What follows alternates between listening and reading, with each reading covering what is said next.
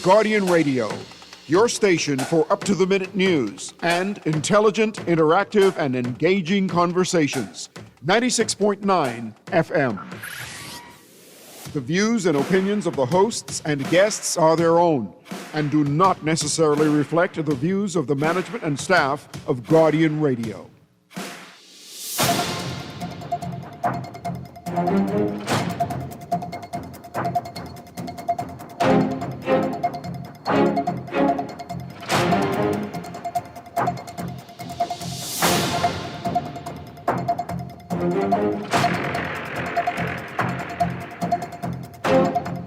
Guardian Radio Today is brought to you by Alive, Burger King, the Cleveland Clinic, Commonwealth Bank, Print Masters, Ron's Electric Motors, and Wendy's.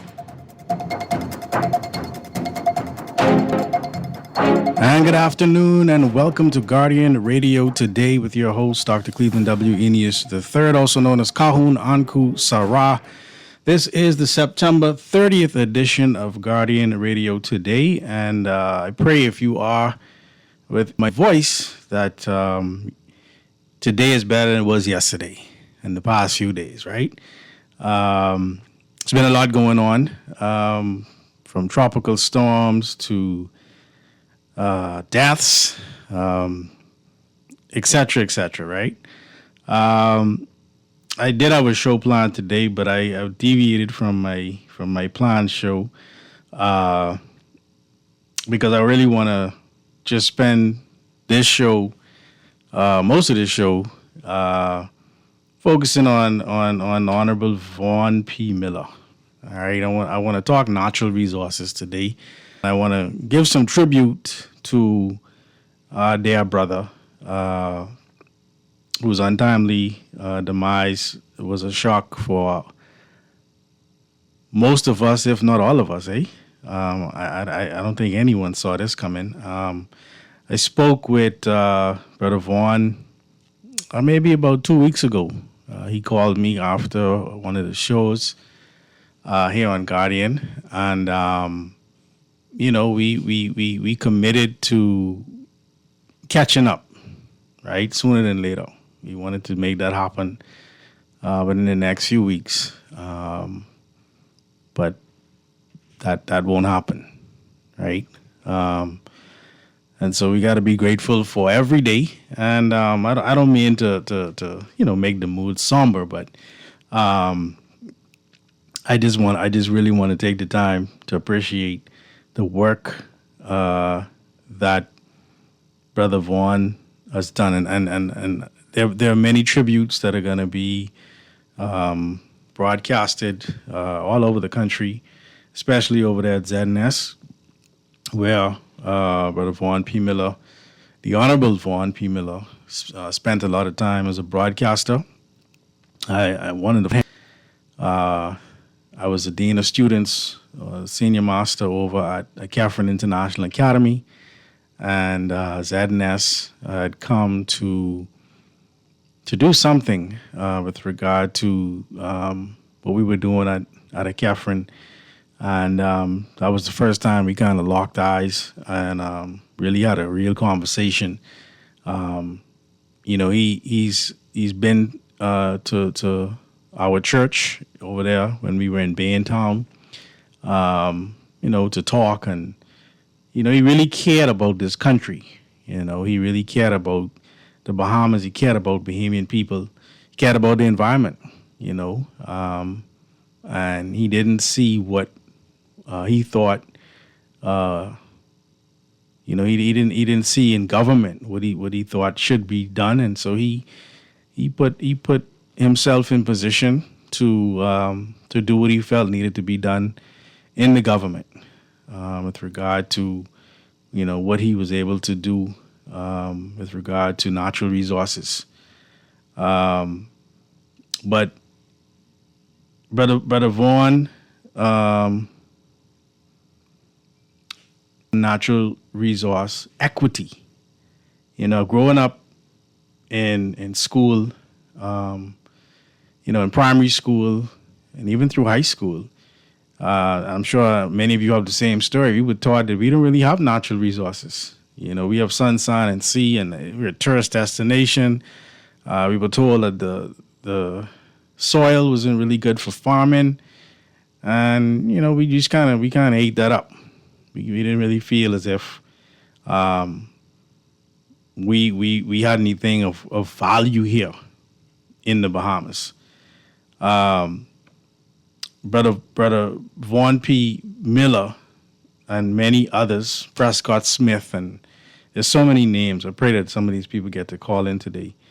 You know, the Bahamas Natural Resources Foundation, the Fly Fishing Association, you know, people who understand that in the Bahamas, we do have opportunities to control our resources.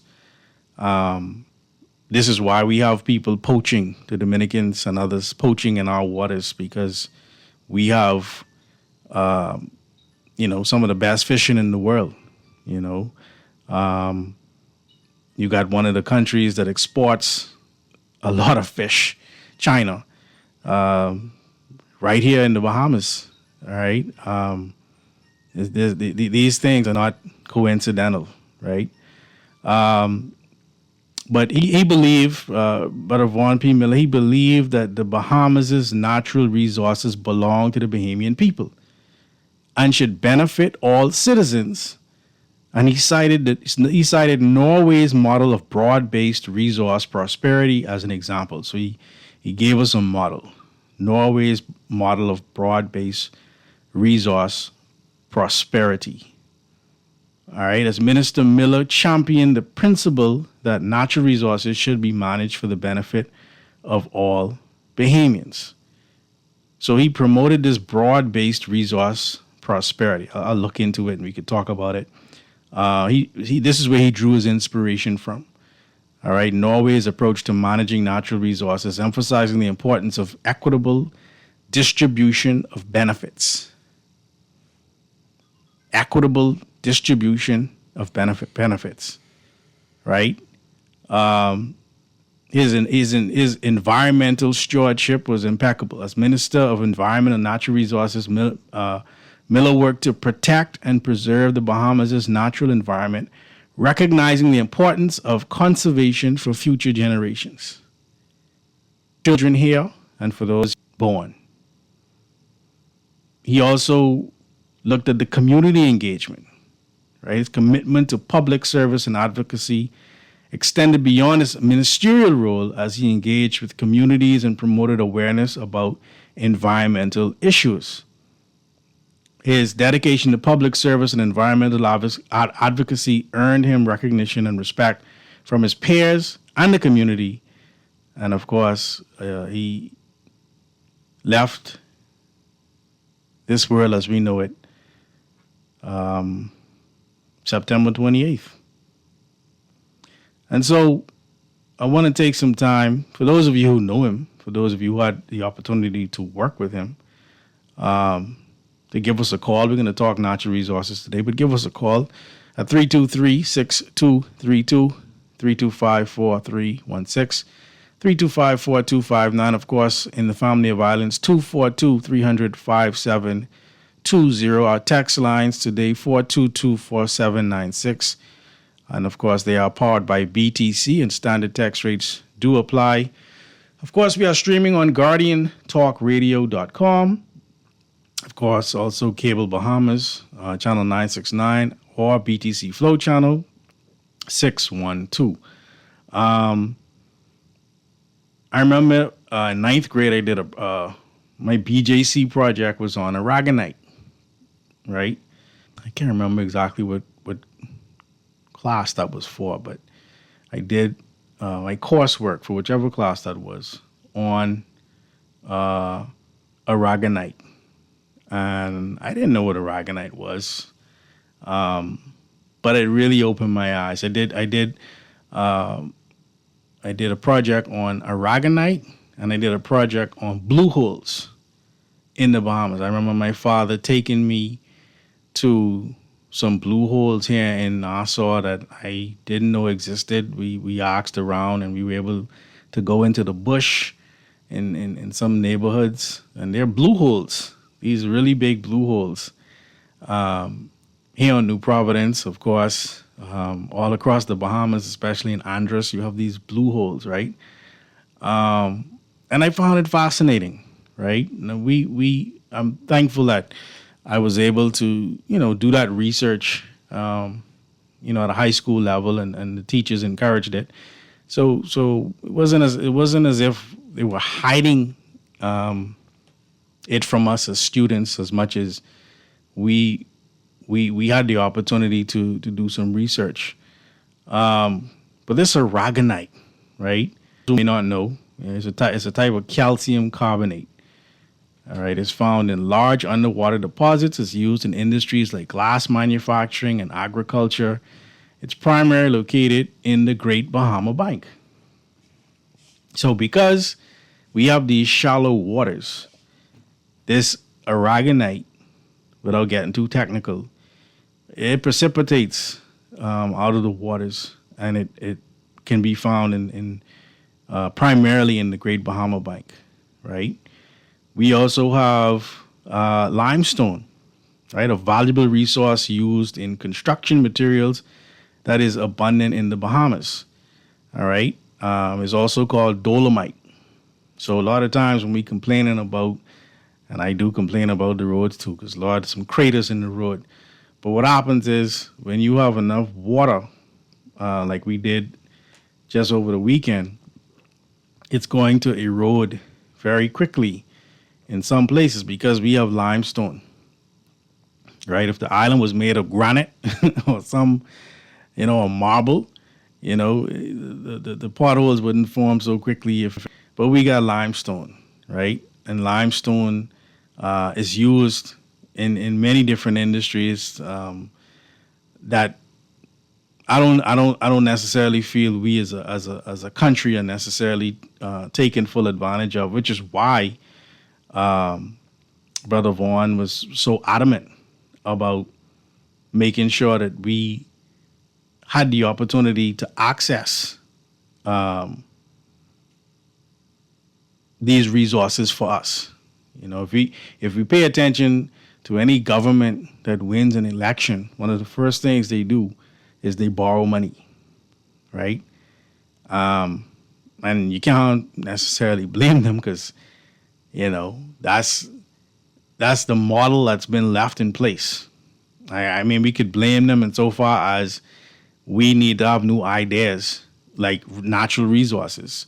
We had the big discussion about oil, right? And whether or not we should tap into this oil, right? We know that there's pros and cons to it, but oil is a messy business.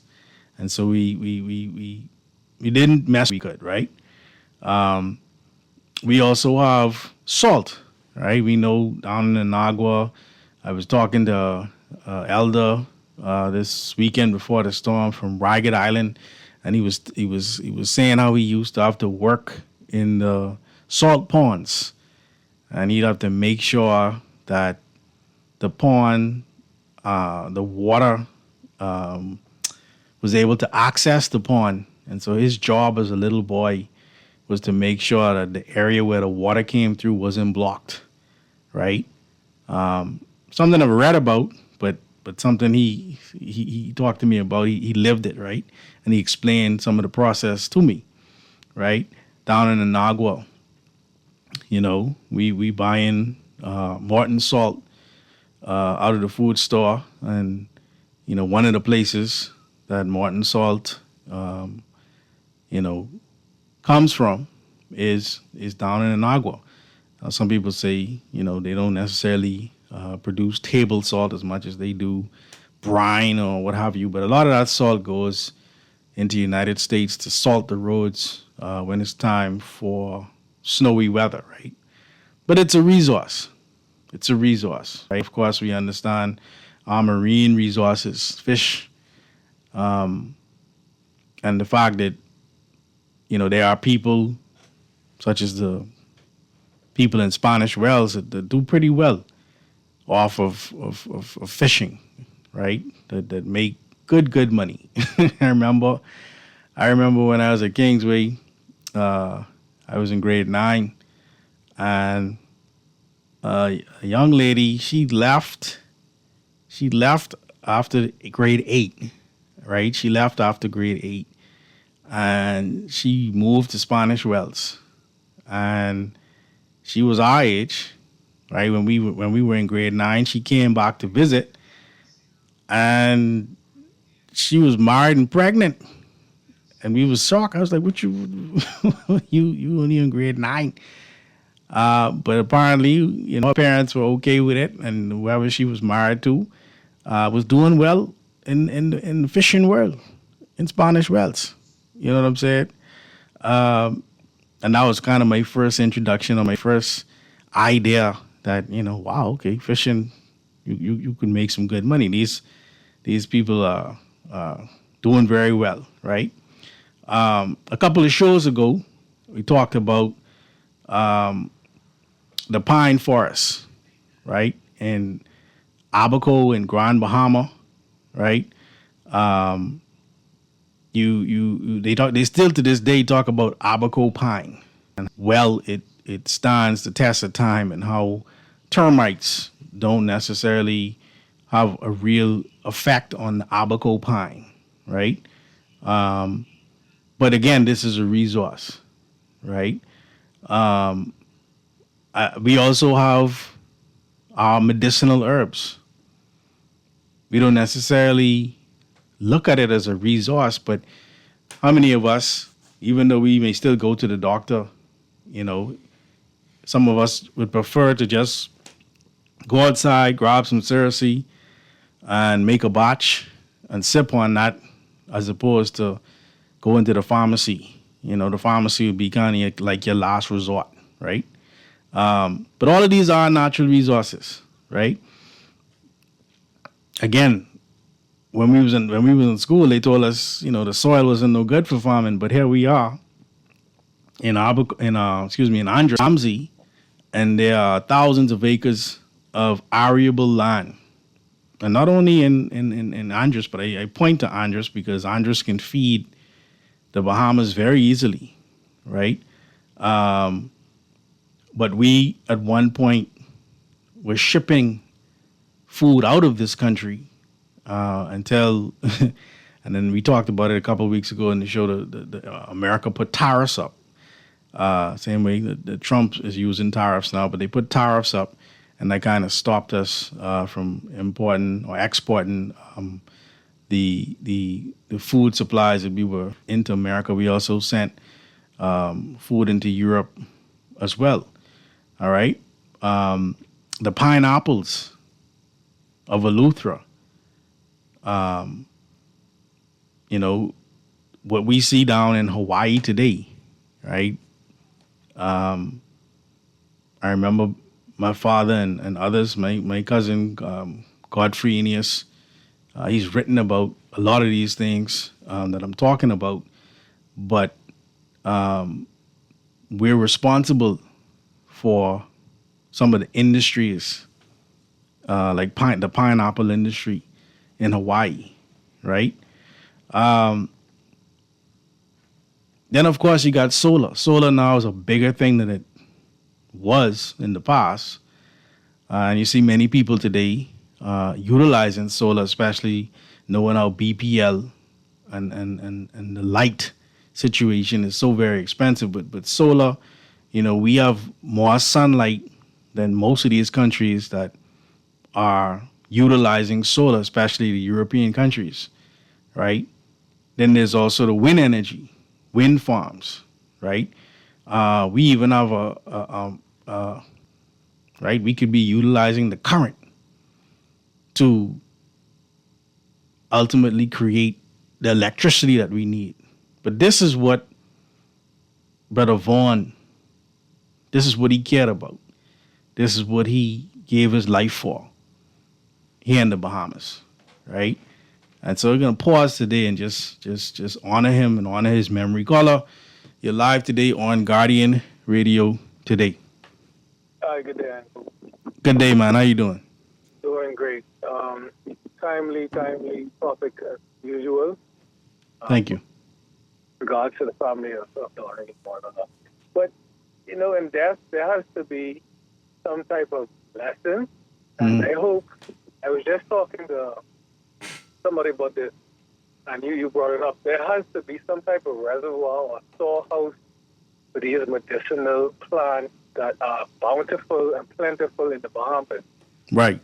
Because as we move towards technological advancement, we are now seeing the effects of these vaccines and prescription medicine, which have more side effects than cures. But the Bahamas is known for people traveling from all over the world here. Yep. But if we could just open up just a little bit more and just have a storehouse, and I'm sure it's dozens, maybe even hundreds.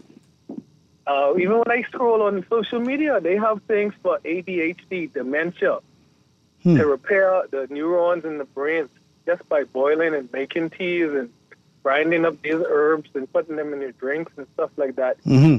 So I hope the minister's death doesn't just go by just a half mass and a state funeral, but I hope the nation moves forward and really delve into what you were talking about. I just learned the other day, my daughters had to tell me what aragonite was used for. I didn't even know. And they learned that on their iPad. So, Wow. us as the new generation, we are the stewards of the nation now, our generation. And we need to move forward. And don't think of it as moving backwards, because I know a lot of my parents and my relatives who are older, they say, oh, don't move backward. You got to go and come with the times. But I think truly right now we need to go in the bush and start making a record of all of these herbs because they are actually very effective. Yeah. And, they're healthy. And, it's a little bit stepping on the toes of the doctors and the medical practices. But as Bahamians, people are going to come here. Unfortunately, the foreigners, they're going to capitalize sooner or later. But I think... Yeah. Thank you, man. I appreciate that contribution, Interestingly enough, right? When you do the research on the bush medicine, as we call it, right, that are utilized in pharmaceuticals today, right, or that could be used, right? I just want to give you an idea of what's in the bush, right? You have something called periwinkle, all right, sometimes known as sailor's button. All right, this plant is known for its ability to kill white blood cells. This has led to research for leukemia treatment. So this blood cancer that kills many, periwinkle, right in the bush. Gale of wind, coming to you right now, caller.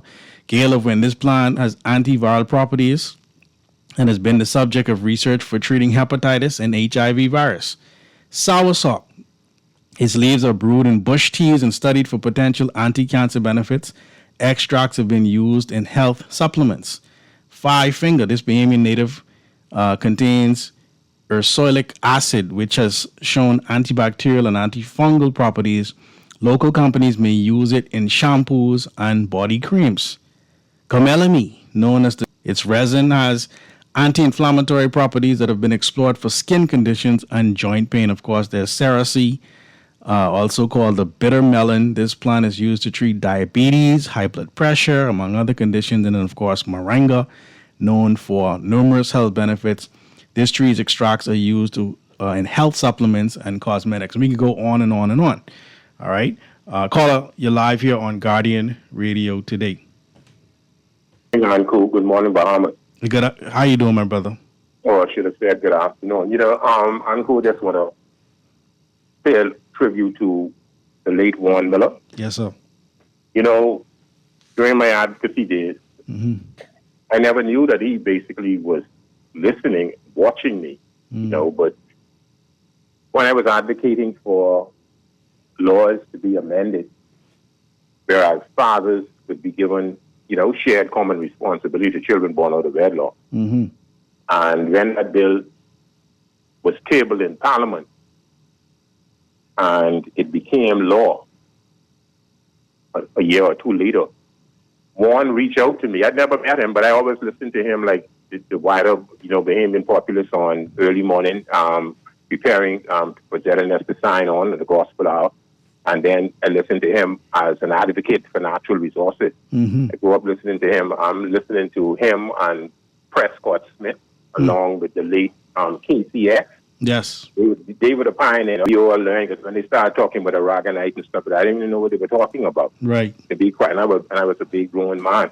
But back to Juan, Juan reached out to me. I didn't meet him in person, but up until, this time, but he reached out to me and said, Cleaver, we want to recognize you as a nation builder. Wow. I said, wow. I said, you really? He said, yes. And he said, we need you to come up there by ZNS, and we're going to have a show with you and several others. The 4 persons that he recognized through the Vision Group for Human Rights, as nation builders, were the late Elwood Donaldson, former parliamentarian. Yes. And Friendly Palmer, who was the Boys Brigade champion. And Sammy Roll, who was president of the Boys Club. And myself, once we would have gotten the Child Protection Act passed in Parliament. And I really, because during my advocacy days, you felt like nobody really was listening. Yeah. Yeah. And I continued on doing what I was doing, not knowing that Vaughn Miller was watching, and he said it, Yeah. And I said, but when I get up there, I asked him, I said, what, you could care less about what I did, or am I really deserving of this award with these great men, Wow. Wow. And he said, Cleaver, you're a nation builder. Wow. While many may not see, I see. Yes. I understand the importance of having fathers involved from a parental perspective, and I cherish that award. That was the only local award I would have gotten. Wow. But it was profound. And just ironic. It's so ironic. I tell us Sunday. I went to sleep relatively early that night. And I woke up just after 2. And as usual, you go on Facebook. Yeah. When I went on Facebook, I saw this thing. It was just posted from Eyewitness News about 2 minutes prior. Wow. And I looked at it. They said, I saw the caption, Cabinet Minister died. Yeah. Yeah. And someone was saying that the comments had just started pouring in, and someone had said, well, Eyewitness News, you all know everything, but why don't you all reveal the name? And then I was trying to figure out who it was. I was hoping it was no one. Yeah. Yeah. But when someone posts the name Vaughn Miller, I almost collapsed. Yeah. Because it's just shocking. You know. Yeah. Vaughn Miller was a champion, a visionary. He was one who was focused. I thought I had coined that phrase, but it seems like it was Vaughn Miller.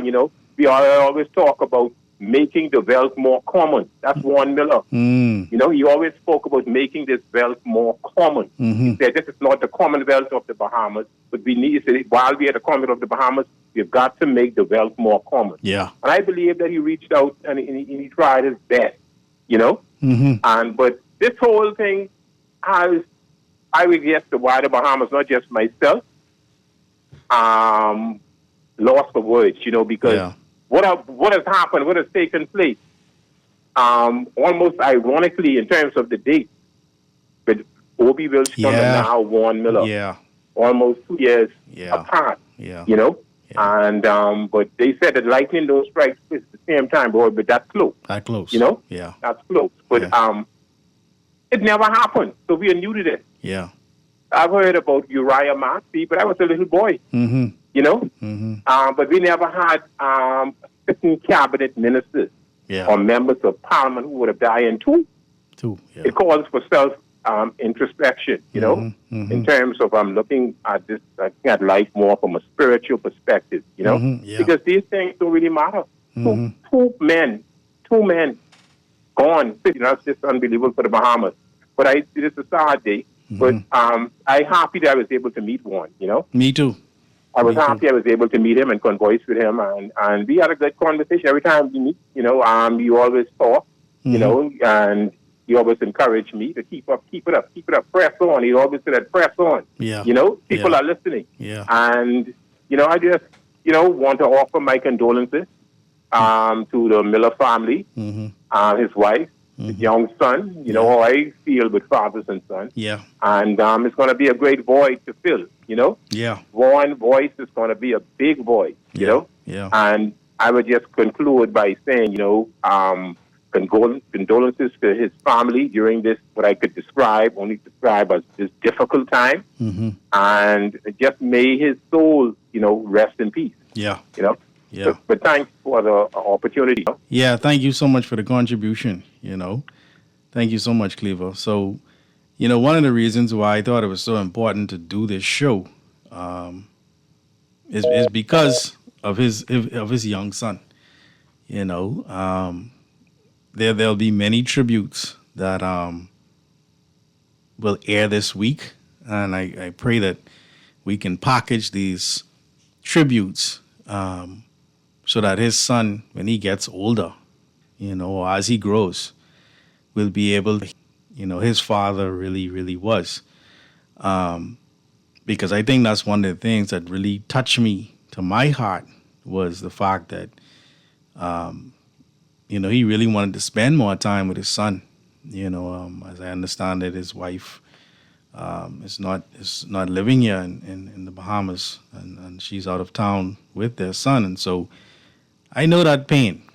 You know, as a father who had to go to Abaco to work during COVID, you know, just to bring some funds into the family and having to leave my family, you know, for the time that I did, that was painful. So I know that was part of his pain. You understand? Because he was a real man and he really cared about his family. You know what I mean? I got a text here. Yes, Majesty, I too had the Honorable Vaughn Miller on his radio show with Barefoot. All right. Do you think they can pull that up today at the station? I don't know. You got to call over there at ZNS to see if they have it. I don't know. I'm sure you'd have to give them a date. I sure hope so. I would pay to hear that again. Miller was a deep thinking prophet, and the Bahamas only received a fraction of what he was pouring out. I believe you, texter. All right, let's run to another text here. Let's see here. All right, so they're talking. This text is talking about the herbs, the bush medicine. The caller needs to understand that all medications come from grinding up herbs. We need to be careful with the narrative that prescription meds are bad. Persons can have adverse reactions to natural plants. This is true. For example, our parents knew the correct dosage for Cerecy, but let someone drink it every hour, every day. The responsible approach to any drug is guided use and alternate treatment if adverse impacts are felt. Very true, Texter. In fact, there are medical schools that have opted to allow for elective courses in herbal medicine. So Harvard Medical School, they have elective courses that emphasize critical reading of scientific literature on alternative therapies, focusing on efficacy and mechanisms of action. So Harvard is, you know, looking. So what I understand is happening is doctors are realizing that patients don't necessarily tell them everything. They'll come in and they don't necessarily explain to them, hey, I'm also taking this herbal supplement, or I'm also drinking this tea or whatever like that. And that can affect, I'm not against pharmaceuticals, but I do also understand that a lot of them are, you know, coming up from these herbal remedies, right? As a medical sales rep, when I came out of Tuskegee University, I had the opportunity to work as a medical sales rep. And so I would work in Belize a couple times a year. And I would go in the rainforest. And there's a doctor out of Chicago. I never got to meet this doctor. Dr. Arvigo, I think the name was, Dr. Arvigo. But I read this book called Sastun. It's a book about a doctor. Well, it was a healer. And none of his children wanted to learn the art of healing in Belize. But there was this doctor from Chicago that came and wanted to learn. And so this healer ended up teaching this doctor from Chicago, Dr. Arvigo. I hope I'm pronouncing it correctly. And so I read the book the first time I went to Belize. I bought the book, read the book. When I went back to Belize, I went to find Dr. Arvigo there. But I was able to see the work that was being done. So there was a medicinal trail in Belize next to the river, and they labeled the trees, and that's when I really understood that there were male and female trees and how they grew close to each other and how they worked and how you could look at the bark of the tree. You know, if a tree was good for a rash, the bark looked like rash. You understand? And there were many different things. I learned the shape of the leaves, and I really gained an appreciation for it. But what Dr. Arvigo and many others did, anytime they would clear out any of the rainforest, before they could clear it out, those people who were specialists in bush medicine would go into that space and remove the medicinal plants, and they had a reserve, right? This is in Belize. So I definitely appreciate that last texter. Just a couple other medical schools that are utilizing herbal medicine. In Qatar, there's a medical school, Weill Cornell, I hope I'm pronouncing it correctly, and offers an elective that scientifically approaches nutrition and herbal supplements. It also covers government regulations and risks. There's also Makari University in Uganda. All right, a study found that medical students were open to integrating traditional and complementary medicine into their curriculum to improve knowledge and moderate. Also, the University of Minnesota. All right, a survey found that over 80% of faculty and students believed QAM, including herbal medicine, should be included in the curricula. So people are now moving towards wanting to use natural resources. This next text says, I don't know if this is for Naughty. Okay, this must be an older text. All right, let's see. Okay, so this text found its way into this area here.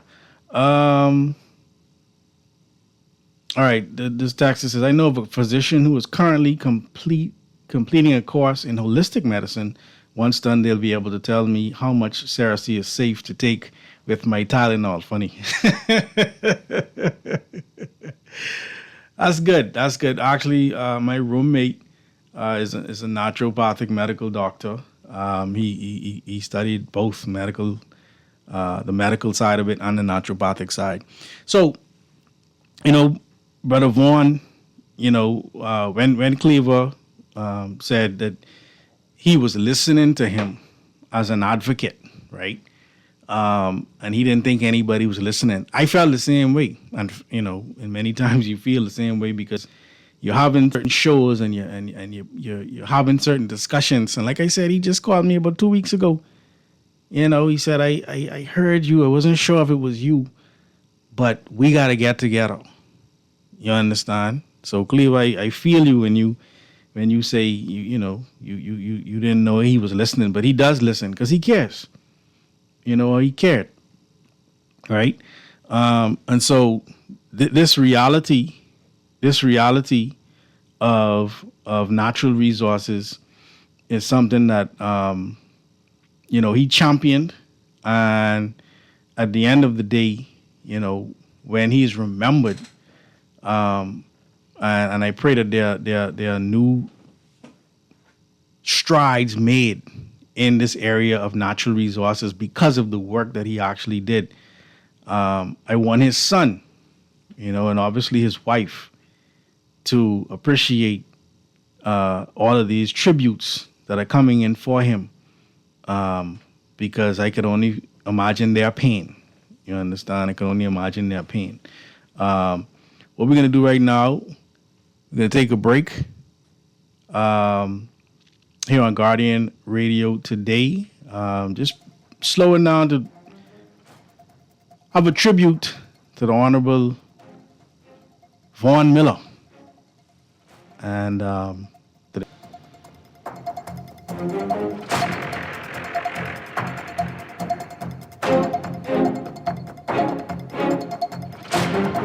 It's time to upgrade the way you enjoy at-home entertainment. Alive Fiber is here.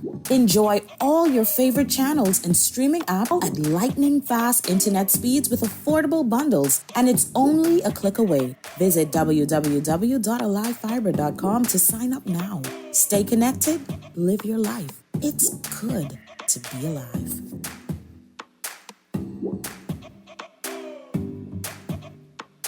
Don't settle for ordinary when you can have the Farmhouse King only at Burger King Nassau. It's back!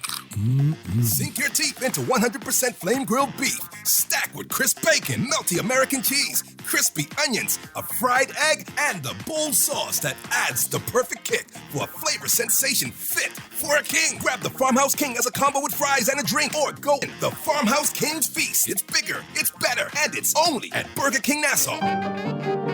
When it comes to hearts at Cleveland Clinic, you can't miss a beat. You seek the best care possible, work with the brightest minds, and leave no stone unturned to get to the heart of the matter. Because understanding is always the first step to overcoming. For every heart in the world, see how we're advancing the future of heart care at Cleveland Clinic today.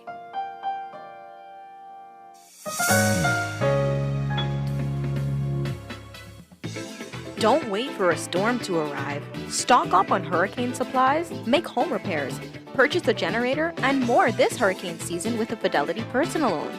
Make that move today. Call 356-7764.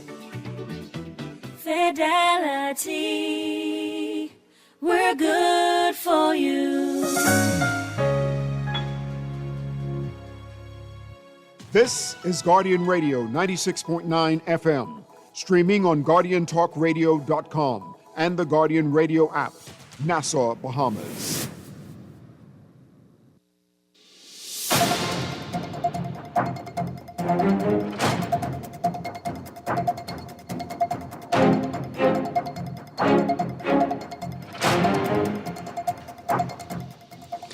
And we're back here on Guardian Radio today with your host, Dr. Cleveland W. Eneas III, also known as Kahun Anku Sarah. We are in, September's gone. This is September 30th. October begins this week. The year is flying by. We're taking an opportunity to honor the memory of P. Miller and his love for the natural environment is what many people will remember him for. He was an advocate for the natural resources of the Bahamas being for Bahamians. And, he fought for that up until his last breath. So the question is, does the Bahamas realize how to actually utilize its natural resources? This is a question I'm asking because we got to take the discussion further than where Brother Miller left it, right? How do we actualize? How do we actually learn how to utilize these natural resources, right? Part of, I think, one of the issues we will always be faced with is obviously our heavy reliance on tourism. I know Brother Anton, he always reminds us that tourism is definitely one of the biggest industries globally. We can't get away from tourism, but I don't know if our dependency on tourism causes us to not push in the direction of our natural resources more than we actually could, because we're so heavily dependent on it. Of course, we know that the tourism accounts for more than half of the country's GDP, employs a majority of the workforce, et cetera, right? Tourism also is one of the things that can hurt our natural resources, right? The volume of visitors, the reliance on the coastal development it puts stress on our fragile ecosystem. The fact that I remember when I was in Barbados in the early 2000s, and I drove around. We took a tour, and I don't know if it's still like that today, but you could not build on the beach. The hotels, even the hotels were across the street. You could not build on the beach. They belong to the natives. But tourism, it puts a lot of stress on our natural resources. I see a caller coming in. Caller, you're live on Guardian Radio today. What say you today? Hey, good afternoon. Good afternoon, Bahamas. Good afternoon, man. Thanks for calling. Everything all right. Yeah, in man. terms of tourism and our number one industry, you know, I'm a young 20-something-year-old Bahamian young man, and, you know, they say the Bahamian dream is to get a good government job, get your 5 years GCSEs, get a good government house, and that's you. That's you. You straight. You know, you straight. And they never teach us about being your own boss, being an entrepreneur, being an investor, and think bigger for yourself. You know, they limit us and only teach us so much. Yeah. Growing up in school. And if you want to get a defense force job, police force job, quite crazy with water and sewage or BEC, you go to an hotel. Yeah. To be slaves to thirst, in my eyes. You know? Yeah. How could tourism be our number one industry? And we don't own tourism, and the foreigners own all the major hotels and resorts. Where the money, we only have employees at the hotels to collect pennies to compare with the foreigners are making because they're the owners. And that's how we benefit from. The governments, they boast about we creating jobs. We creating jobs here, creating jobs on the island. The foreigners building the product what they own, and we just putting slaves there to be that to push their agenda. You know, we gotta empower our citizens. Yeah. And that trickle down to the natural resources. And thinking big, you know. I know, rest in peace to Vaughn Miller. My condolences to him and his family. Yeah. And I know he's an advocate for natural resources. And others who are passed away already. But, you know, in school, as in geography, Yeah. and that's a study of the earth, they didn't teach me about aragonite and different natural stones that's valuable in this country. Wow. And it took, on my point of view, Lincoln Bain to really open up my eyes to educate me Yeah. about the natural resources in this country. So I followed up on Lincoln Bain. I did my research. I've been on this website. He opened up my eyes a lot. Yeah. And besides him, I don't see nobody else left who talking about empowering Bahamians directly, not by two jobs. You know, I talk about creating generational wealth for our future generations. Right. Only him one left. And I will support Lincoln being the COI going forward, because growing up, I lived the back and forth through the PLP and the FNM, and this country is not progressing, it's degressing. It's progressing for the foreigners and not Bahamians. Wow. They say ban the Bahamas, but who would ban the Bahamas for? Wow. And you say you in your 20s, correct? Late 20s. Late 20s. And I'm saying that because this is the voice of Generation Now. So I appreciate you calling, my brother. We got to run to the news. And how do they work? You know, this is like a myth. Good. Yeah. So if you want to call back after the break, caller. But thank you so much for calling here on Guardian Radio today with your host, Dr. Cleveland W. Eneas III. Back after this.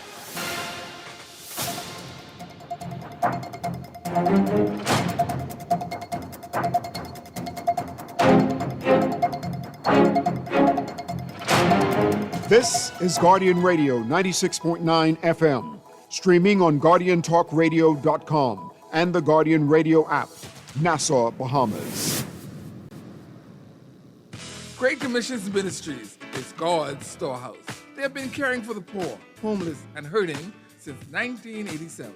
You are invited to support their Stop and Drop program by dropping off some food items in their barrels and some cash in their bottles. You can donate an offering each month or pay your tithes online to Great Commissions through the Givelify or Suncash apps. Help them to shelter the homeless, feed the hungry, and spread the gospel and support the Live to Give program. Call Great Commission Ministries, God's Storehouse, at 325-5801 for further information, or stop by the office on Wolf Road. Be blessed. Get ready to swing for a cause. The 4th Annual Rebuilding Villages Charity Golf Tournament, brought to you by Cleft of the Rock Foundation in proud partnership with the Baha Mar Foundation. Join us on Sunday, October 5th at the world-class Royal Blue Golf Course at Baha Mar in Nassau, the Bahamas, for a day of championship golf, community, and impact. This isn't just another tournament. It's a chance to change lives. Every putt, every swing supports programs like Parenting on Purpose and Disciplines for Life, empowering families across the Bahamas with education, awareness, and hope. Don't miss this unforgettable event. The 4th Annual Rebuilding Villages Charity Golf Tournament, October 5th. To register or learn more, visit cleftoftherockfoundation.org or email cleftoftherockfoundation@gmail.com.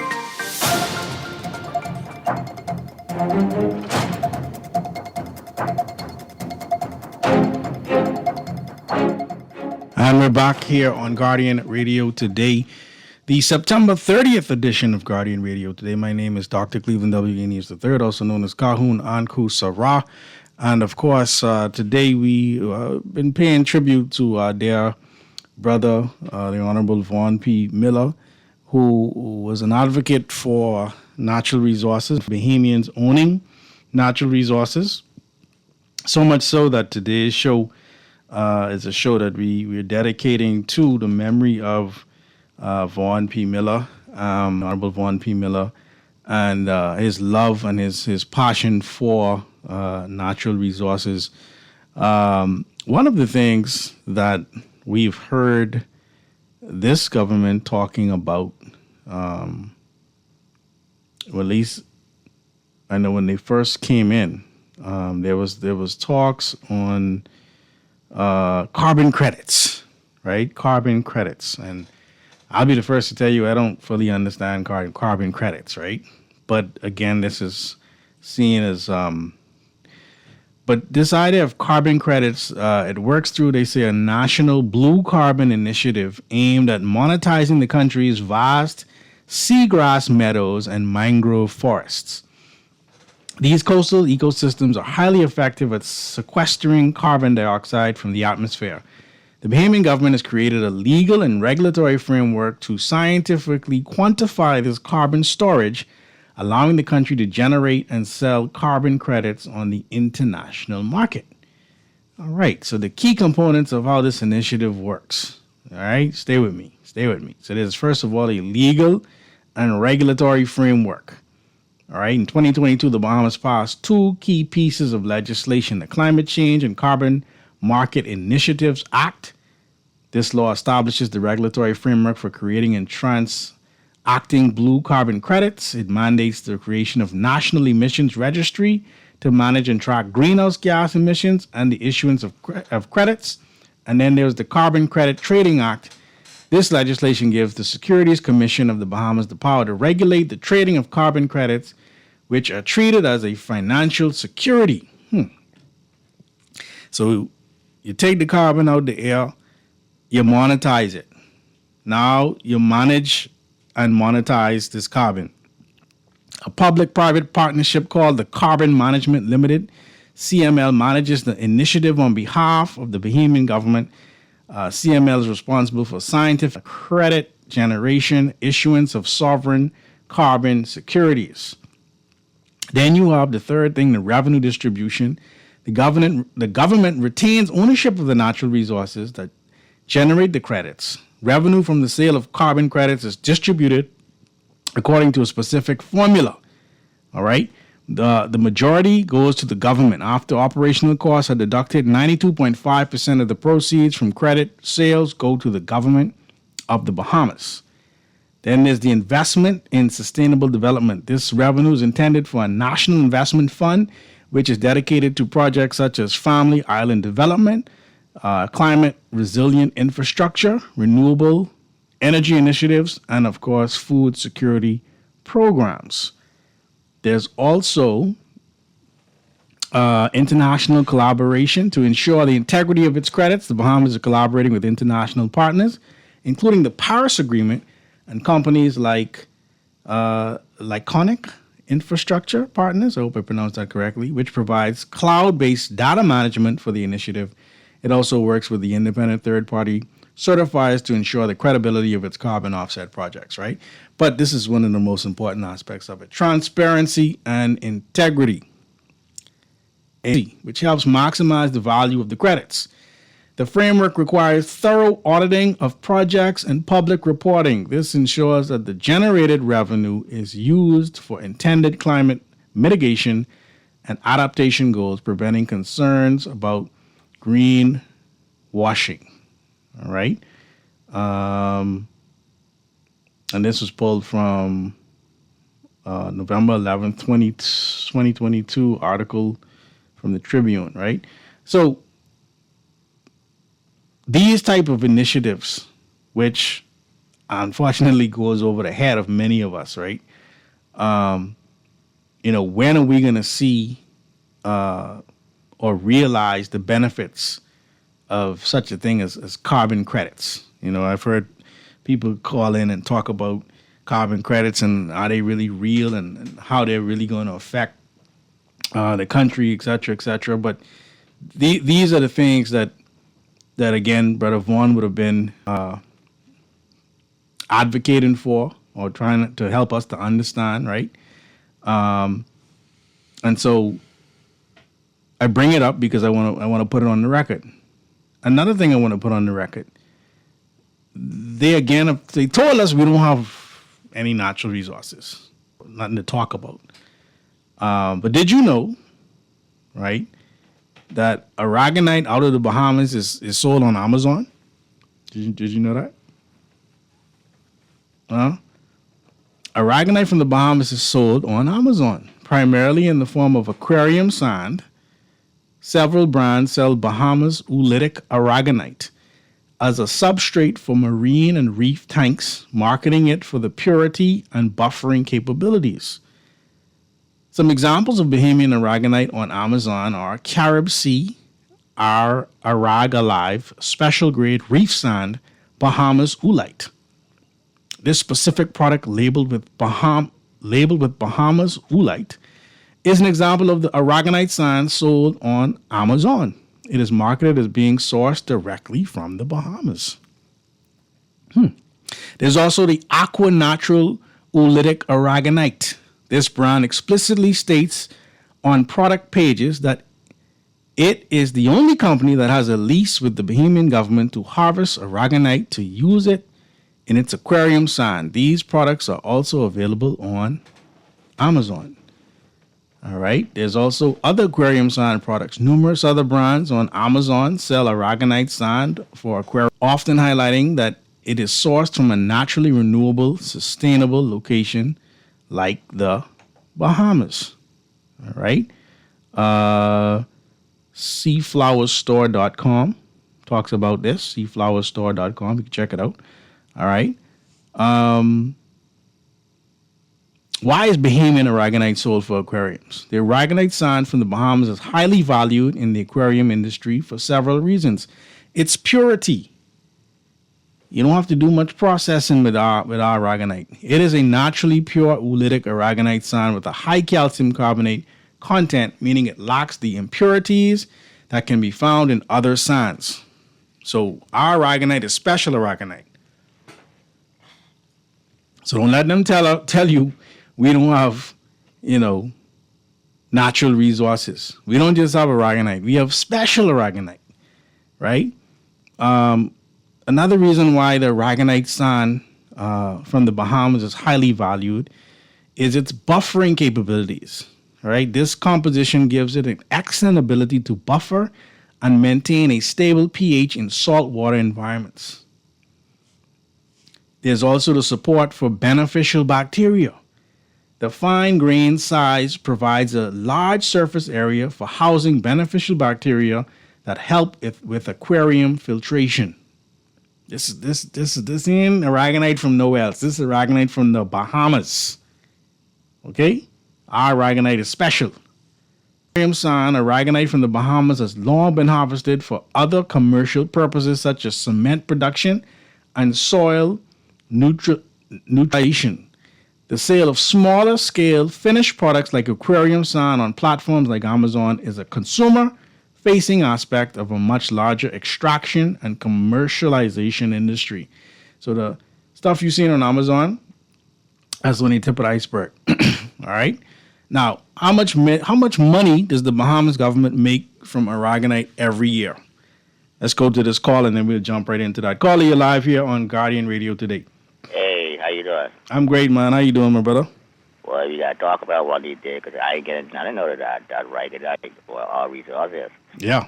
You know, and not even put the article to Consolidated Fund, but I don't get a check from the Consolidated Fund. So I think the other thing we need to talk about. But anyway, I want to give my condolence. Yeah. To the brother Wall Miller, Reverend. Know him from way back in time. Me and Papa know him. Used to talk to him all the time. I know Papa's crying so much he might don't get a chance to call him. I know he's going to call him at one point. But I remember winning a CD, Cool and Water CD. And I said, it's called him One. And he said, I could bring that to you. And he got that powerful Jeff Kawada voice. Yes. Some of the Jeff Kawada. You remember Jeff Kawada. Sound like a young man. But he said, I bring it to you. And man, he brought the CD to me. Wow. But first time I see him, I didn't know that tall. Yeah, he's very tall. I had to, huh? Yeah, he's very tall. Yeah, I right there because I didn't talk to them. I said, wow, I have tall cousins in my family on the front side. But I never see no one tall as that. Wow. No one. Wow. Not even my nephew-in-law. He tall, but he ain't tall as him. You know, so seeing that, I can imagine seeing these basketball players, man, because these are very basketball. Yeah. Some of the NBA. Yeah. But that was cool. You know, he talked about aragonite. He also joined, remember Andrew Stewart. I'm not familiar with him. Yeah, they had a talk show or what, on a private station close to and Brother Campbell. Right. He joined them. And I remember that. No, I remember that. Yes. Yeah, he joined. You remember the radio station? Yeah. On Jerome Avenue. Yeah. Yeah, they used to talk about aragonite. And he continued that until, you know, he served on two parties after them in the PLP. You know, tells me where we moving on. I'm hoping our generation will use this as a stepping stone. You mentioned his son. I was 6 years old when my dad died. Wow. And parents need to spend time with their kids. Because I remember little. Yeah. About my dad, but what I remember, I cherish it. And so parents need to spend time with their children. And remember holidays, Dad took us to Adelaide on the beach every holiday. Spend some time. Because you never know when God's going to call you home. Yeah. But there's two politicians, great politicians, gone. I mean, who served. I didn't talk about that, go there for politics. Obi was come. Then now the late Reverend Wall Miller. Yeah. These are politicians that serve the nation, love people, serve people. Don't shun from, you could call them guys, and they'll come shake your hand and talk to you. Yeah. They'll shake your hand, they'll talk to you. Remind me of my former MP, the best MP I had, Frank Smith. Man, called Frank one day at the headquarters, and he said, hey, he got into bamboo, and I said, man, look here. Bring me some then. That's why I was that joke. Yeah. I said, and he knocked on the door. I said, who are this? He got talk big, you know. It's Peter the Frank. And he brought my crack up. These are servants. Yeah. We go there to serve. Reason why some of them when you get it one time, they don't know how to serve the people. Yeah. People's gonna challenge you. And I must say, he served as a broadcaster, and he served God. Yes. He's not ashamed. When he go to heaven, Christ, he's not ashamed. That's right. That's right. And he's not ashamed to speak for his people. Yeah. And he speaks for his people anywhere, outside and inside, Father. That's what you need. People who speak for you. And this Aragonite thing, I hope our government pick it up. Well, I can read some more in a minute. Right. We can continue to read that. Yeah. You're the generation. I pass it on this baton to you. I still doing it. Yes, sir. But there's a time you got to pass on the baton to your generation. The 5-year-old with 1 minute. You got to make sure we pass it on. But anyway, I have to go to condolence to his family, all of his family. And he don't, the best thing about it, he died in history. When you Google it, he in history. That's correct. Have a good day, man. Have a good day, man. Thank you. 323-623-216, 325-4259, of course, in the Family of Islands, 242-300-5720. And, of course, our text line powered by BTC, 422-4796. Talking natural resources today and taking the time to honor our dear brother, the Honorable Reverend Vaughn P. Miller, who was a stand-up Bahamian, a stand-up person. And so we're dedicating this show to him today. How much money does the Bahamas government make from Aragonite every year? All right. All right, so this is Aragonite. Real value is $2.5 million. All right, this is from a Tribune article, August 24th, 2018. Let me just pull that up. Let me read the notes on it first. Historically, the Bahamas is reportedly was $2 per metric ton of Aragonite mined. There are varying estimates regarding the total annual revenue this generates. So we have estimates. All right, interesting. Some reports indicate that based on this rate, the government makes less than $1 million per year from Aragonite royalties. Others suggested an annual royalty revenue of about $600,000, assuming 10 million tons were dredged annually. In 2018, the Environment Minister, that was Romy Ferrer, he suggested that the right extraction policy, the annual revenue could increase significantly, potentially from $40,000 up to $2.5 million per annum. All right. So this low royalty rate has led to criticism that the country has not benefited sufficiently from its natural resources. However, it's important to note that the government has been actively exploring ways to increase its revenue from natural resources, including Aragonite. A recent proposal suggested future royalties for mined raw Aragonite could also be set per dry short ton. Additionally, in 2025, Prime Minister Davis indicated new government policies aim to maximize economic impact from mining activities through royalties, fees, inclusion of Bahamian businesses, a minimum 25% profit sharing arrangement, and the government holding a 10% equity interest in mineral rights holders. This suggests a move towards potentially higher revenue streams, although specific figures on current annual earnings under these new arrangements are not yet available.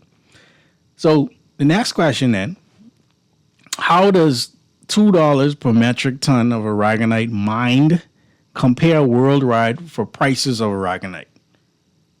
Right? Is that a low price, is that a high price, right? Comparing the Bahamas' historical royalty rate of $2 per metric ton of Aragonite mined to worldwide prices of Aragonite is challenging for a few reasons. Number one, it says Aragonite is not a widely traded commodity with a standard global market price. Unlike crude oil, gold, there isn't a readily published spot price, they call it, for raw Aragonite.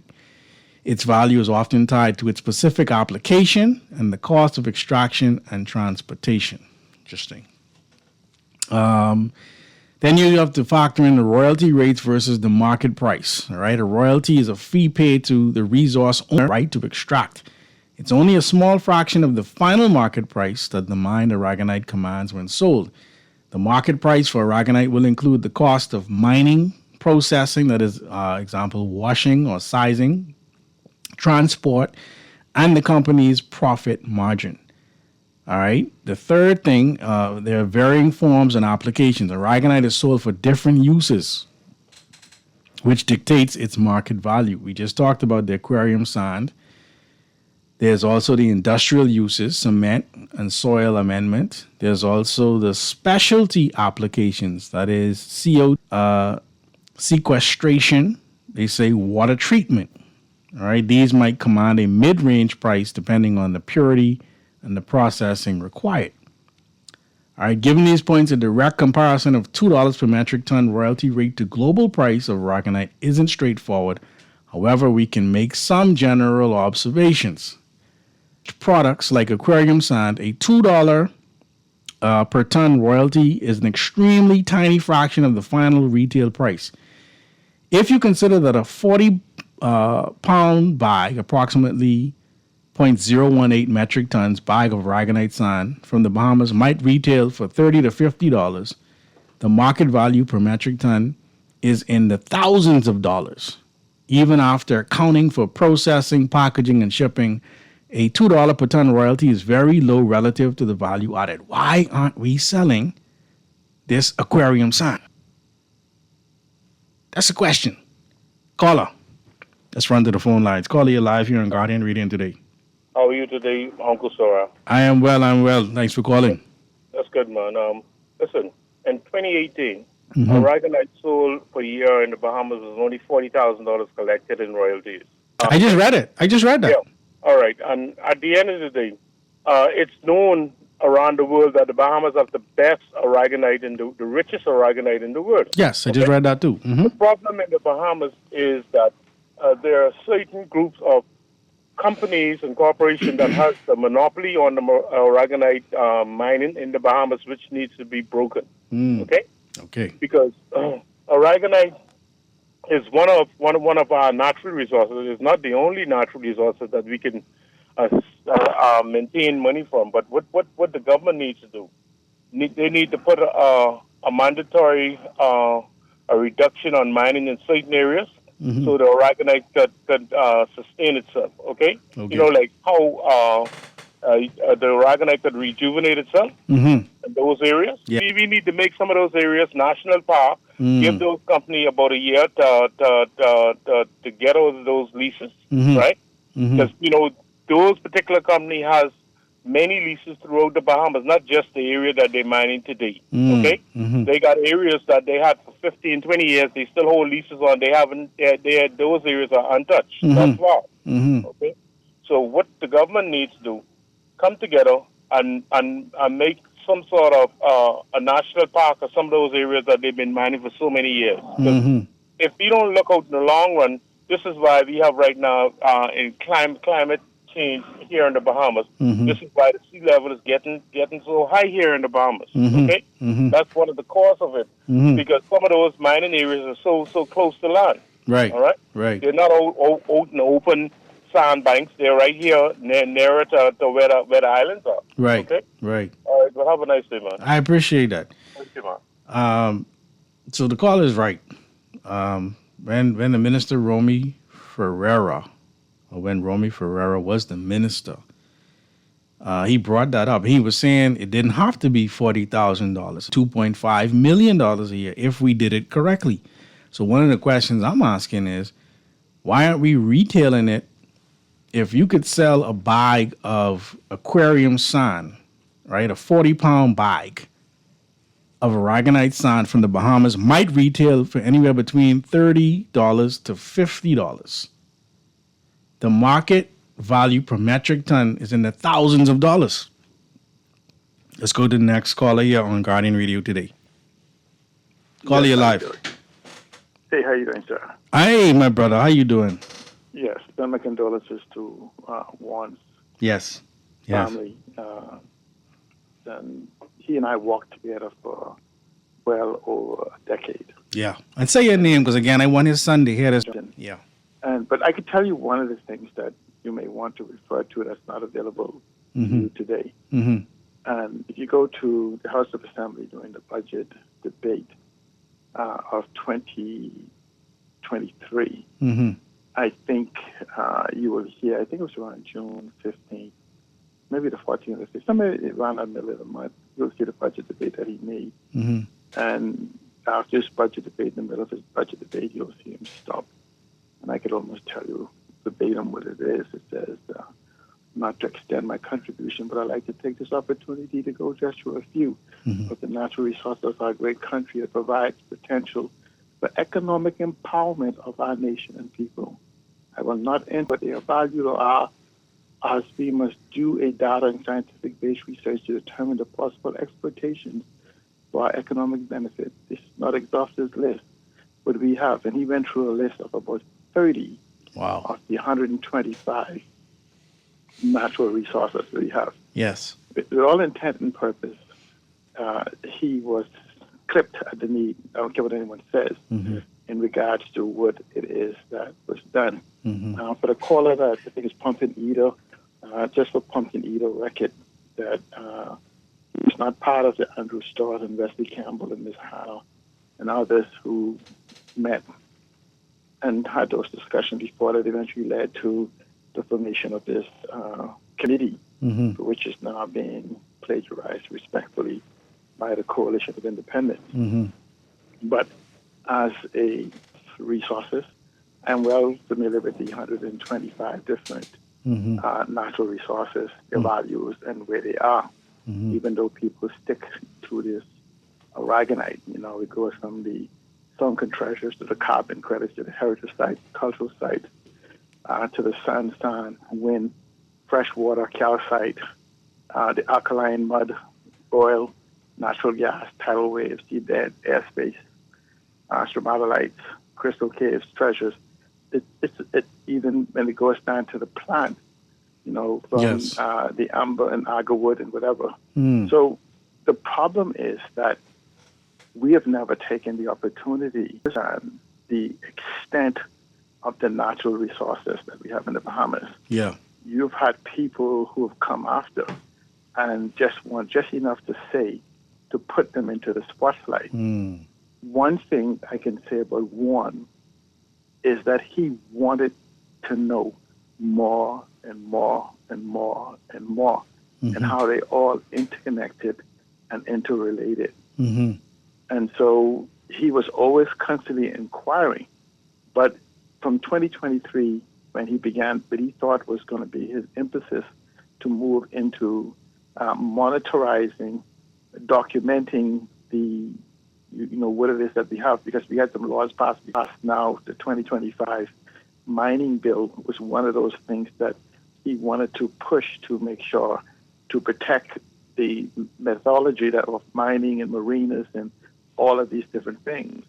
So, but when you talk about the one thing that so many people have become experts on the aragonite, it's a form of limestone, but ours become somewhat naturally the way it just falls out of the water.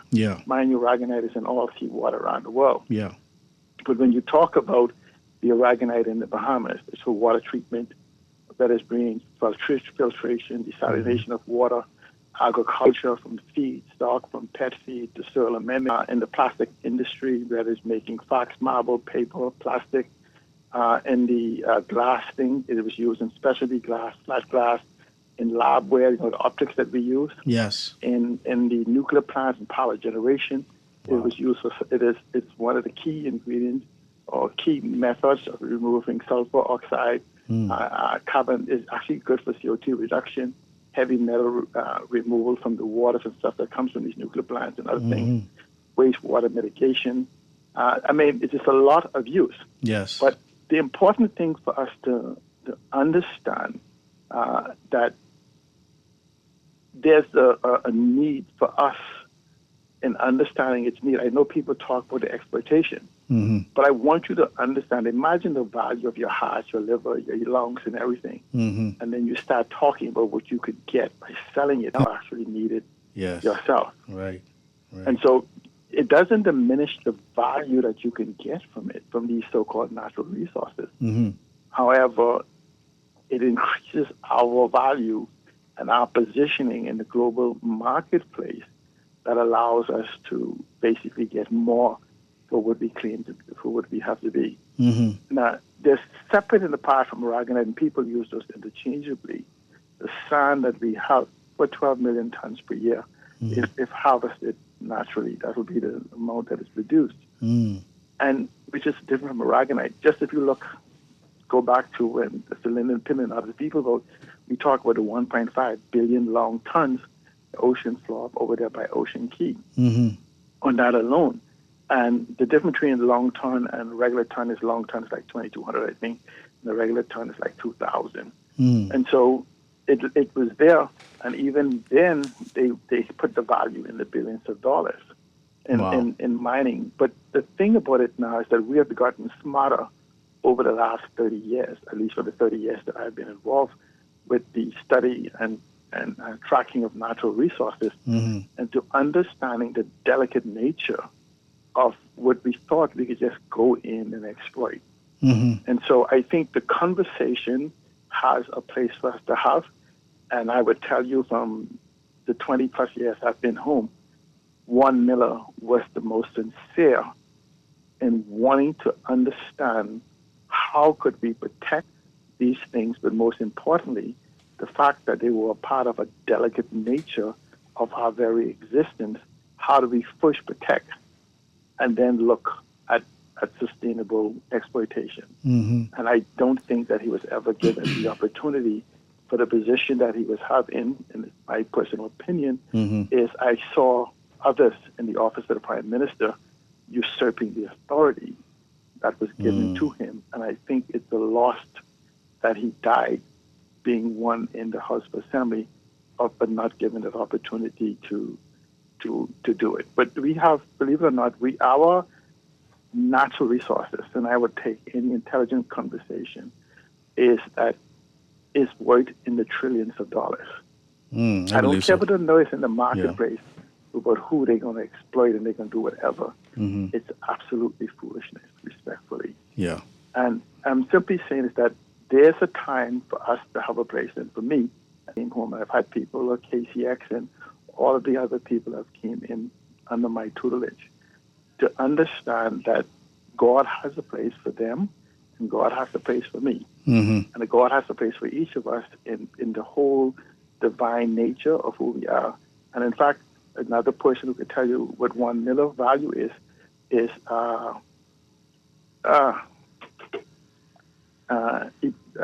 Bahamas in Prophecy, Nicklin Seymour. He's been talking about this for a number of times from a God perspective of actually putting us that the reason why we have so much value in these natural resources is that he has maintained that this is the original Garden of Eden.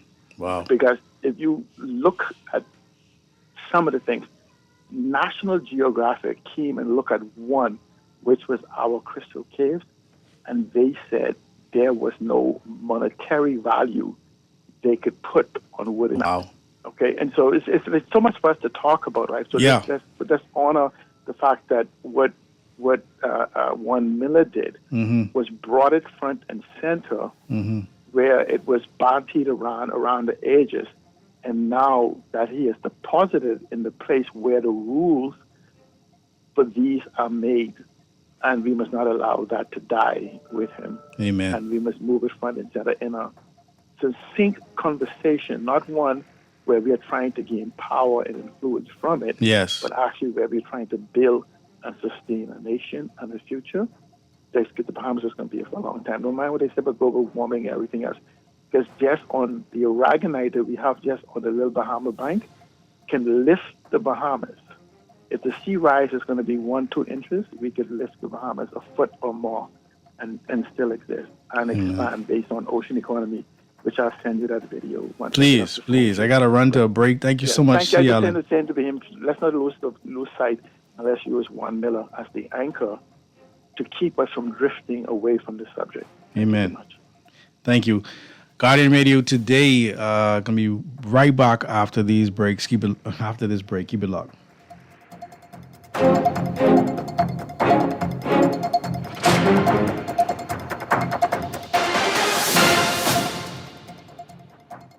For fast most reliable and impactful printing services, look no further. Let Printmasters bring your masterpiece to life. We stand by our quality products that is second to none.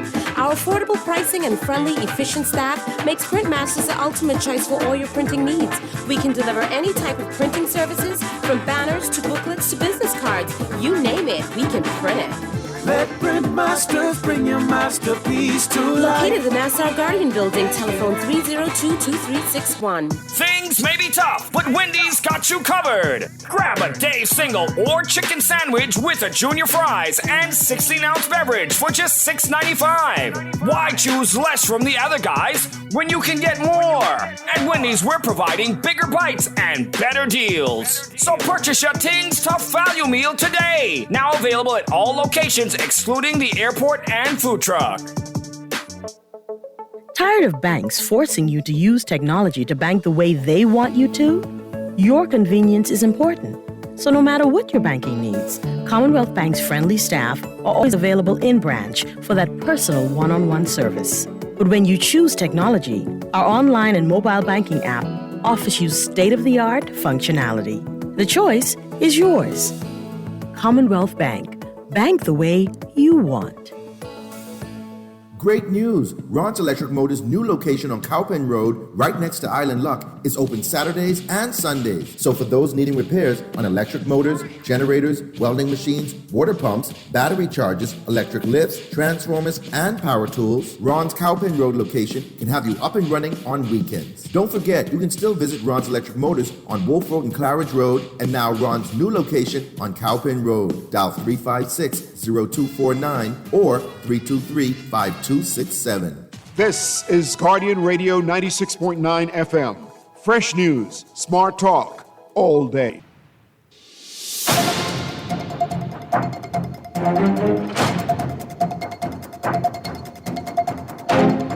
And we're back on Guardian Radio today with your host, Dr. Cleveland W. Enius III, also known as Kahun Anku Sarah. We are, taking the time to remember our dear brother, the Honorable Reverend Vaughn P. Miller. And we're talking natural resources today. Let's run back to the phone lines and we'll hit some of these text messages up. Call you live on Guardian Radio today. Yeah, blessed, Uncle. Blessed 52. Yeah, great conversation. I'm proud of maybe him people, all of the various callers, right? Mm-hmm. But, it would be selfish not to mention Mr. Miller. Everybody knows him. I once had a conversation with him one time. I know he's endowed with the gift of composure, right? Yeah. And speech. And, his voice was harmonious for everybody that heard him, you know what I mean? We went way back in the basketball days at RM. So I know my heart goes out to Steven and Dexter and all the guys who played ball, Vincent Johnson, Felix Musgrove and Zap Hall. We used to run competition with them and Sack and Aquinas and all of them. You know what I mean? So yeah. I knew him for a while. It took me a while to find out that's the same Vaughn Miller. Okay. But a great guy, man. You know what I mean? And so, like me, everybody's passionate. So in listening to the callers, firstly, I'd like to say that the guy who talked about aragonite high quality is correct, but aragonite mining has nothing. It doesn't have nothing to do with sea level rise, nothing to do at all. But he was correct as far as the environmental fallout. So we know that the phytoplanktons take the carbon dioxide from the water, and they calcify it and makes these aragonite. This is a high quality aragonite, one of the best in the world. So the fact that it's so pure, it's one of the purest forms of aragonite. Mm-hmm. The Bahamas also produces the most aragonite naturally in this particular process where the phytoplankton pure and it's the highest quality. That's I guess is less processing. But the government don't want to tell you that. Now what happens is the fact that you said it was $2 per ton. Intuitively, I know it's BS for somebody like me. And then I just could conclude, I'm alluding on, this is visceral for me. I'm saying that they were buying and selling this to themselves through shadow companies for decades now. This is my hypothesis. Nobody else's. This is what I'm saying. Mm-hmm. They probably set up dummy companies in the States, buy it here cheap, and kept the conglomerate like the guy said. This is what it is. It's like I was reading up on diamonds the other day. Mm. There's I forget the name of the guy. They have this monopoly on diamond. Diamond is not rare, They make it rare by controlling the market. There are a lot of metals that are very rare, most rare than diamonds, but this is what they do. And so I was surprised that with diamond, the synthetic diamond, they consider it to be diamond. I read up on it. I was this madness. Man-made diamond, they say it's just as good as diamond that God made. And you could go and check it out for yourself. This is the madness that we're living. Mhm. And so as it relates to aragonite, right? What hurts me is, there are different colors, different forms, but for all to fetch the same price on the global scale is madness for somebody like me. Yeah. All right? And the fact that Mhm. the sustainability is what counts too in the environmental form. With capitalism overrides environmental infractions, and everybody knows that. China and some other places now have discovered that there are certain minerals or whatever underneath the seabed. They get ready to do that without even finding what the environmental impacts is. But they don't care about the environment. And so when you, on one of the other shows, let's get into Daniel and Enoch that actually warned us about technology, and there'll be a generation. Yeah. That show coming. Right? We do. But just, because this is actually what it is. This is why they hid these things from us. They don't want people to know these things. So when it comes about, you want to make things obsolete, and everybody needs to be guided, even the young people. I don't care how smart you are. Yes. Yeah. Yes. And just remember that, man. But this is going to continue and telling the people awake. But as it relates to carbon accounting and carbon credits, et cetera, the basic question for me, a dummy in chemistry, is how would these Negroes tell me the difference between anthropogenic carbon versus carboniferous carbon? But you're taxing carbon that I breathe out, and you're telling me that net zero makes sense. How can you calculate the amount of carbon being offset when trees have different? There's too much variables. Airplanes fly different heights. I mean, so the combustion rate of a car is different. The plants is different. They have rocks now. They just found to let off oxygen. They have what I'm saying is the surface area of each plant is different. They have stomas, plant, respire, and transpire. But the science is complex. Sound too smart on the radio because a lot of people don't like you when you know what I mean? It's not a matter of I understand what you're saying, though, 52. Yeah, so it's all BS. It's a global construct, and it doesn't make sense to somebody it doesn't make sense at all because you cannot calculate the amount of CO2 in the air, and you cannot offset. You cannot achieve net zero because I was incorrect when I said that carbon is involved in 6,000 reactions because it's unstable, like to form long bonds. But actually, the amount of reactions is infinitive. Give thanks. Yeah, my brother. So that's it. Yeah, that carbon credits discussion is a beautiful discussion to have. But can we make money off the BS? Let's run to this next caller here on Guardian Radio today. Caller, you live. Caller, this is Dark and Voice along with you, brother uncle. Hey, Alda, how are you doing? I'm holding strength. Namastu. Namastu. Brother uncle, what I want to ask, right, is the area in which the aragonite is being replenished, is it protected? So here's the thing, because we just had a texter who asked us a similar question. They asked, where's aragonite being mined in the Bahamas? Where's aragonite being mined in the Bahamas? Nowhere. Why? It is not profitable. So they're saying it's not being mined. I know. I just read in that text to juxtapose. So if anyone disagrees, tell us where it is being mined, who is doing it, or be specific. So you're asking, is it being protected? Right. All right. So this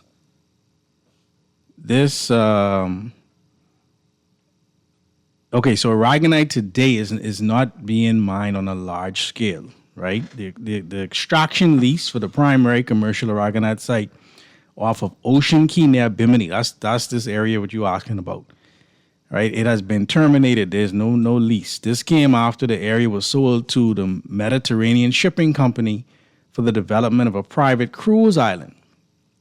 All right. While historical mining operations were active for decades, the current situation is marked by a halt in large-scale commercial activity and a new focus on regulation. So they're trying to put in what's called it's a new mining act. In April of 2025, Prime Minister Davis presented a new mining bill to establish a Department of Mining and ensure a more equitable returns to the Bahamas. The bill would require any new operator to demonstrate technical capacity and include Bahamian ownership and profit sharing. So they're trying to protect it. They're trying to find a way to make sure that we benefit from it.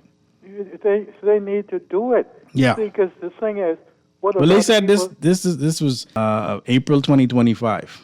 April 2025. Yeah, well, like I've said, they need to protect it because it's ours and it's good for a lot of things. It's a finished stuff. You could do finished work with it. You could make glasses with it. Yep. Different types of glass.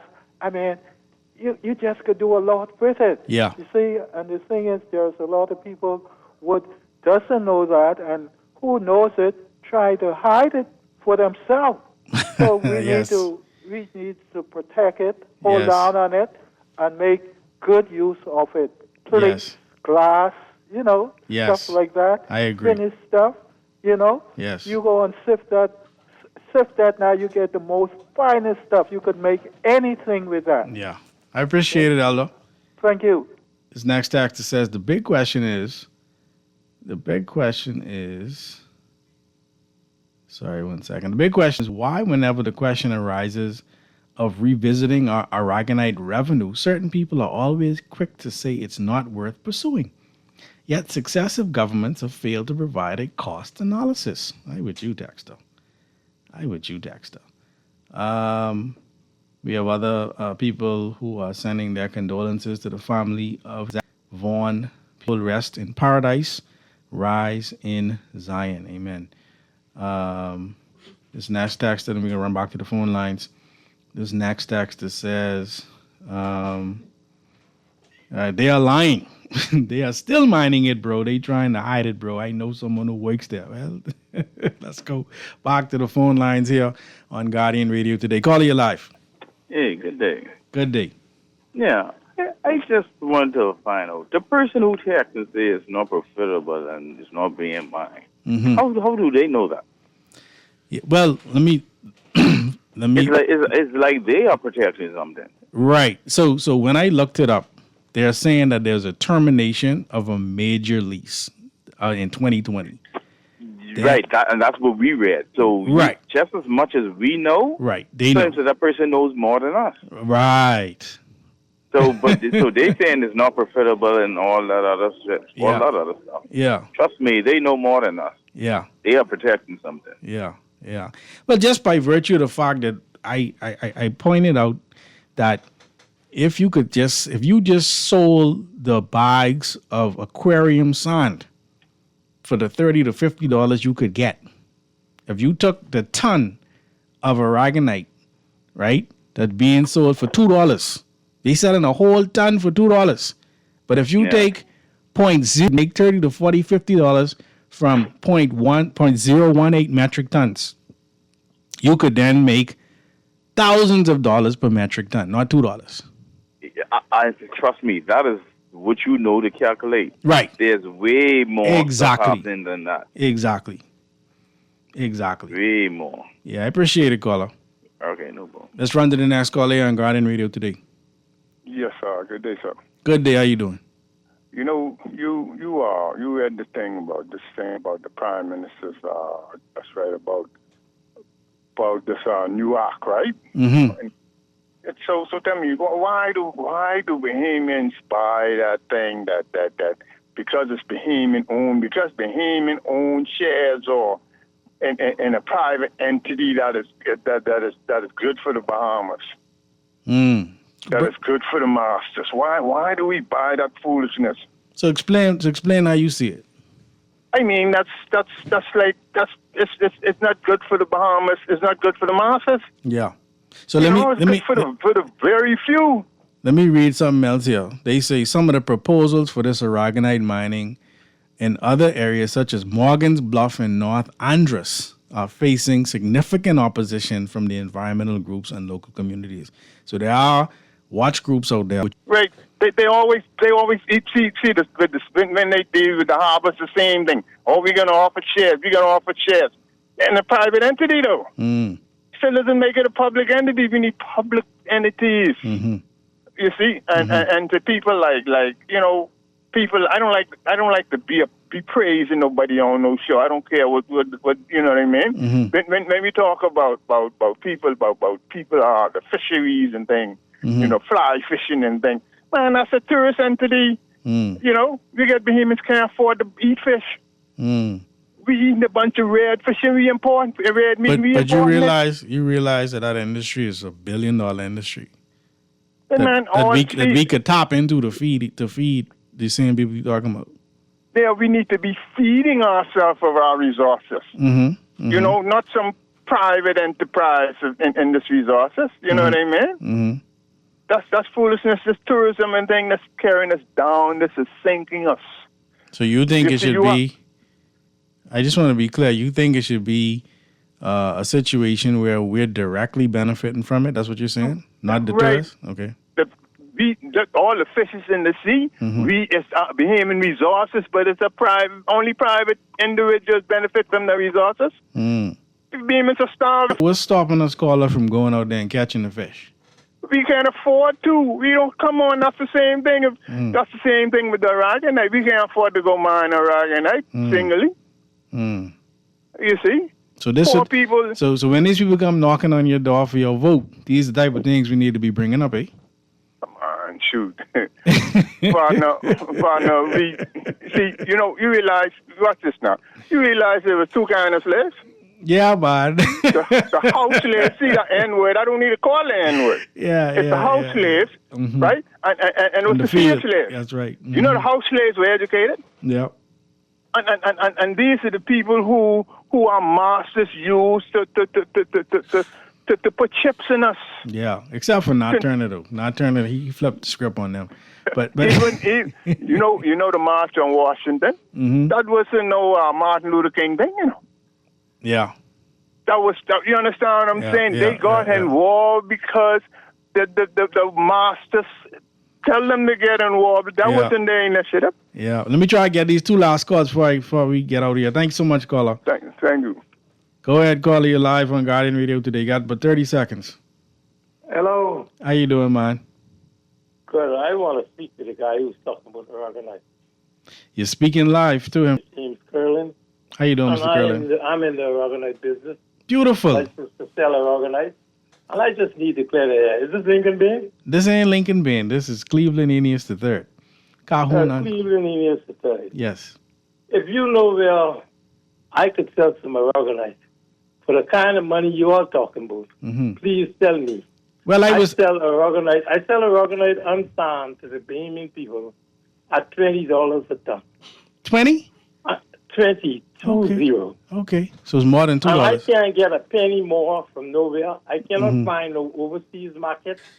The market in the United States, as far as I'm concerned, which is the glass market, buy a minimum amount of aragonite from anywhere else in the world. So what about this aquarium sand? What about that?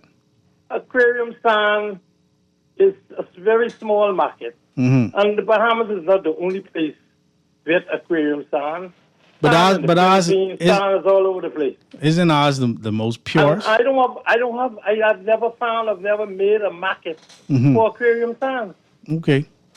This pie in the sky, what everybody's talking about, I wish to heaven that somebody could bring me some of this business so I could pour this money on the Bahamian people as they wanted to be poured on. Yeah. You know where I could sell some sand? Come bring me some market. Yeah. What's your name again? My name is James Curlin. I'm the sand man. James Curlin, the sand man. We definitely got to get in touch with you so we could. This pie in the sky dream you're talking about. I've been in I am not going to accept it. I am not going to accept. I've been in the sand business now for 40 years. Okay. And I have not found a market nowhere for aragonite or anything else for that. So is your business finding? Let me just give you a word on Ocean Key. Yeah. When Ocean Key was in the sand business, yes, Ocean Key sold a lot of sand in the glass market. Also remember, this island was built with Bahamian sand. And nowadays,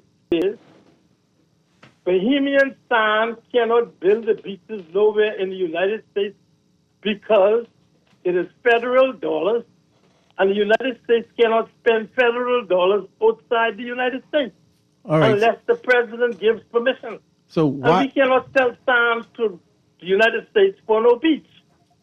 Well, Mr. Curlin, I need to bring you on so you could talk about No, I not only bring me on. You could prepare time and me and a scientist could come on. Beautiful. I would love that. And explain this thing to the Bahamian people about do me a favor.